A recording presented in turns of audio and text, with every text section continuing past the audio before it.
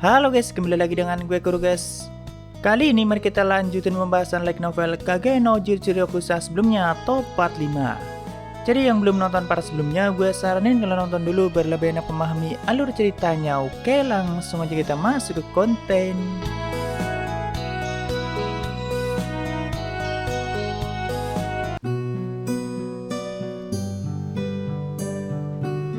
Di cerita sebelumnya, Shadow Garden akan melakukan operasi penyergapan dan penyelamatan Putri Alexia yang diculik oleh Ordo Diabolos. Karena organisasi itu sudah mulai menyebar di ibu kota kerajaan Midgar dan bahkan sudah menyusupi pihak kesatria dan para bangsawan.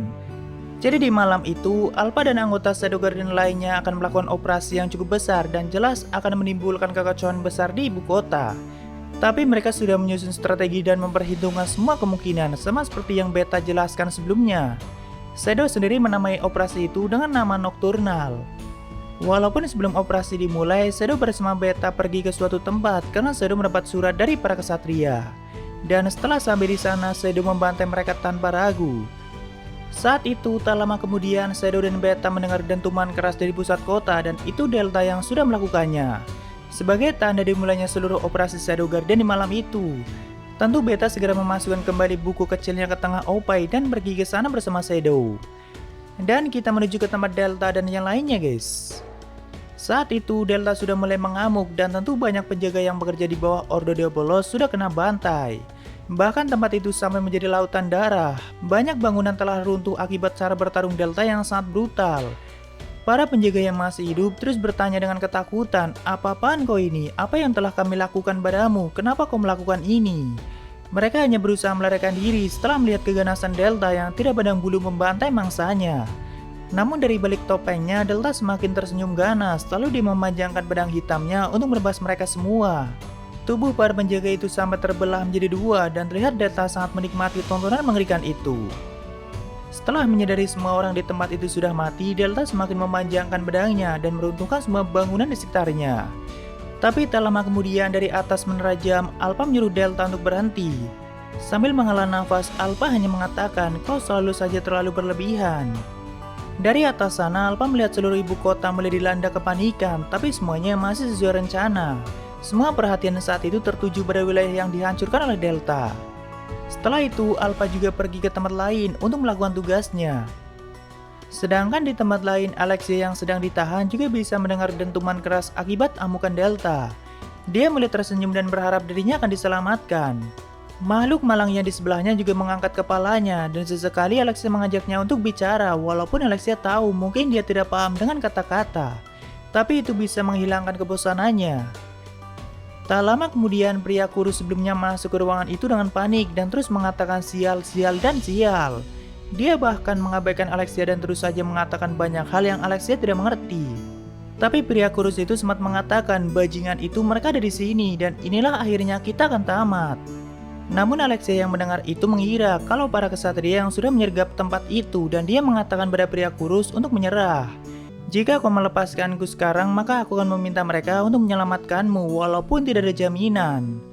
Lalu pria kurus menjawab, "Orang-orang buas itu tidak akan pernah membiarkanku bebas, mereka akan membantai semua orang."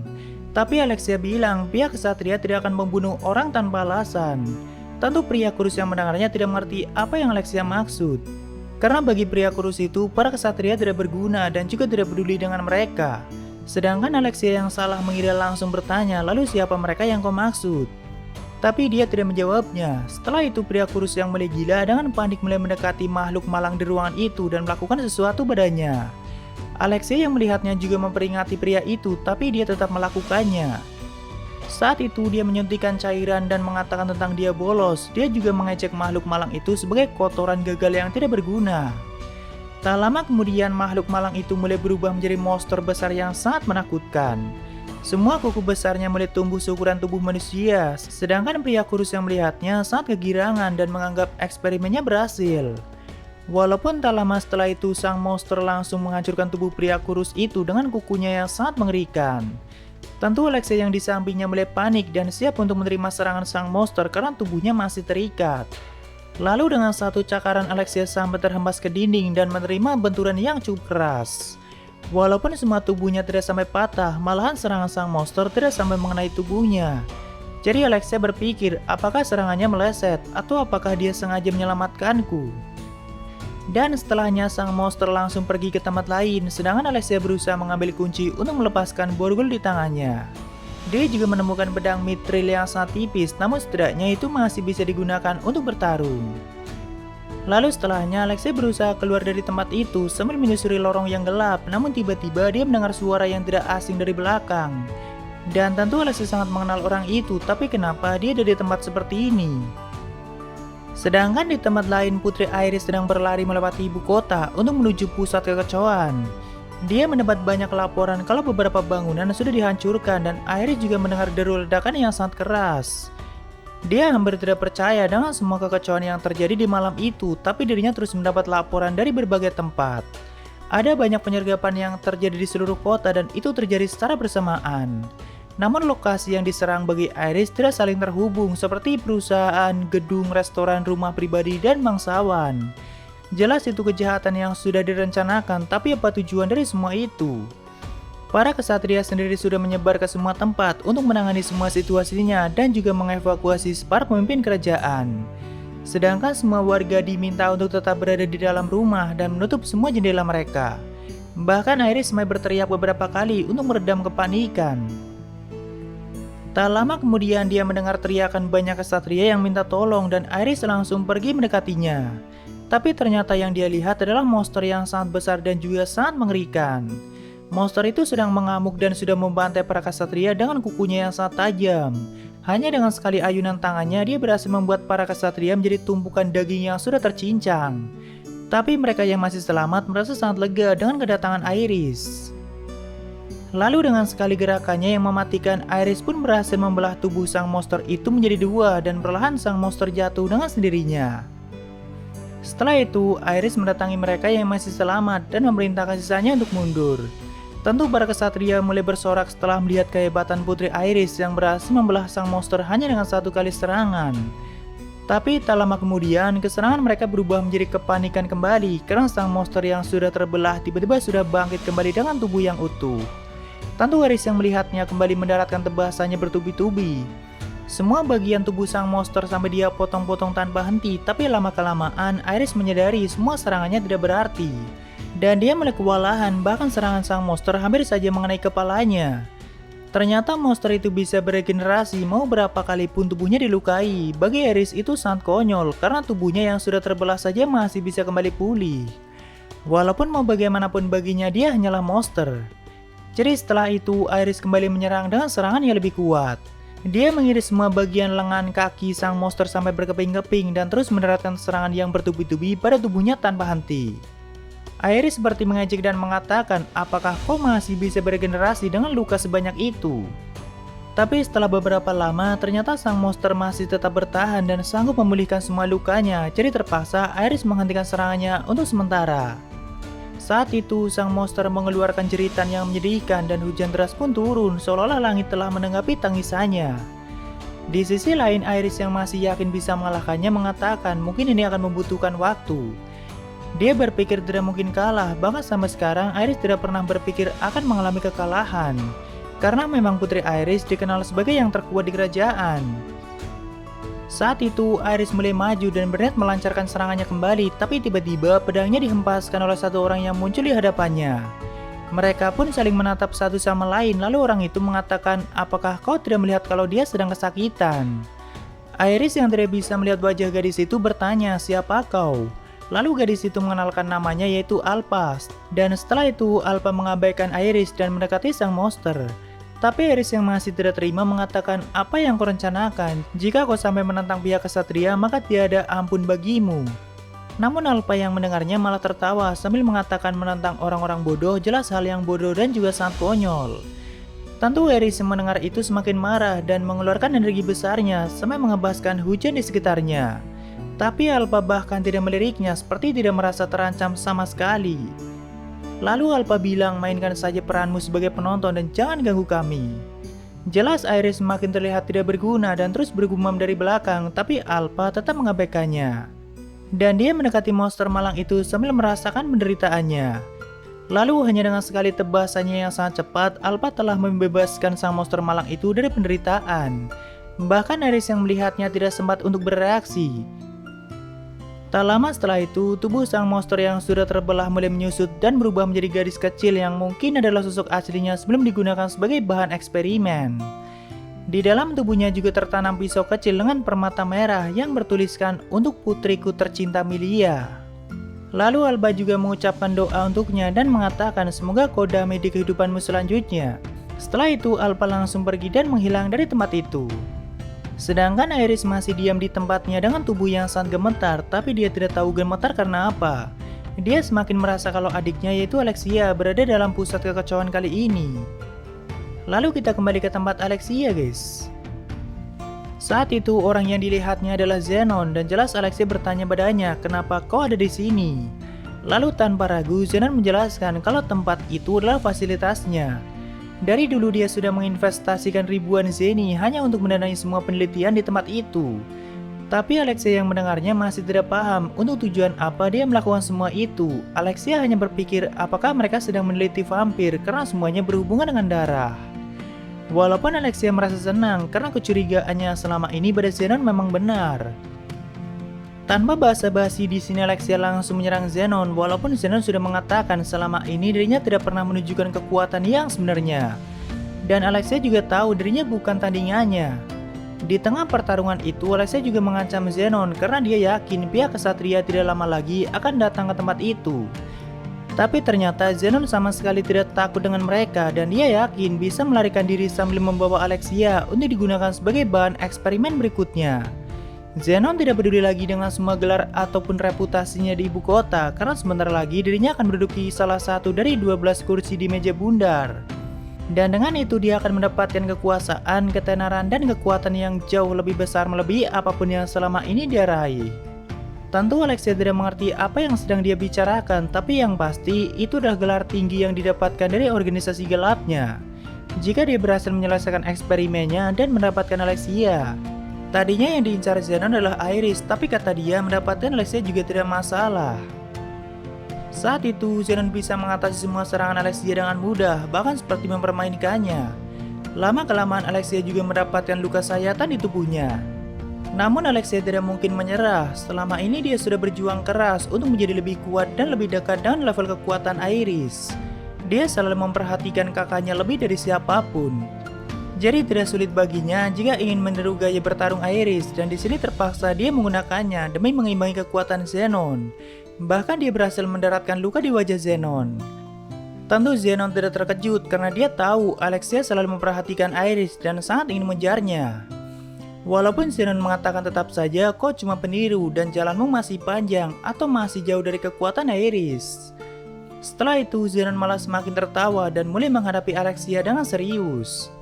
Sedangkan Alexia yang merasakan kekuatan Zenon yang sebenarnya tidak menyangka ternyata dia sekuat itu. Bahkan bagi Alexia kekuatan Zenon saat itu mungkin sudah menyaingi Iris.